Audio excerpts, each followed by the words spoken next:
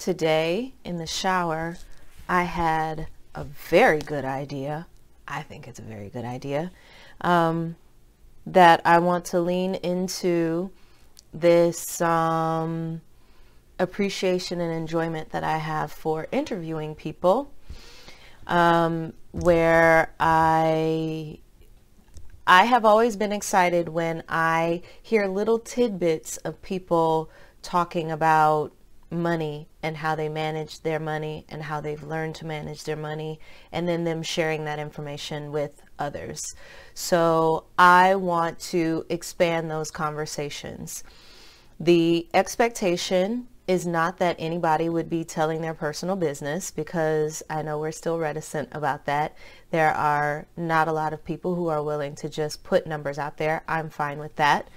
But I want to have conversations with people about their relationship with money and how they came to their current relationship with money, how they learned about money, how they manage their money. Do they have support? Like, do they have team members? Do they have financial planners and advisors? How much do they lean on them? Are they studying for themselves and learning and growing? Like how what they do now matches or doesn't match what they saw when they were growing up and in their childhood homes. What else?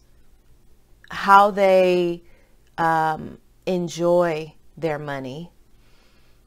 What are the things that they do to enjoy their lives for free? What are things that they do to enjoy their lives and themselves that cost money, or, you know, they put it in a budget? And what are the things that they imagine they would do with money being no object? I'm also interested in stories about things that people have done that they thought would cost a lot of money, and then when they decided to just go on and do it, they experienced that there are times when you're moving in faith and when you're just absolute that you're going to do something, that life and spirit, like, they come up and they hold you and carry you aloft. So I want to have those conversations too. One that I'm thinking of in particular in my own life is when I decided that I was going to go and be an exchange student in Puerto Rico for a year. And I didn't know how I was going to do it, and money was tight.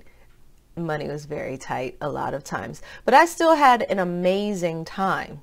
I might not have been eating consistently.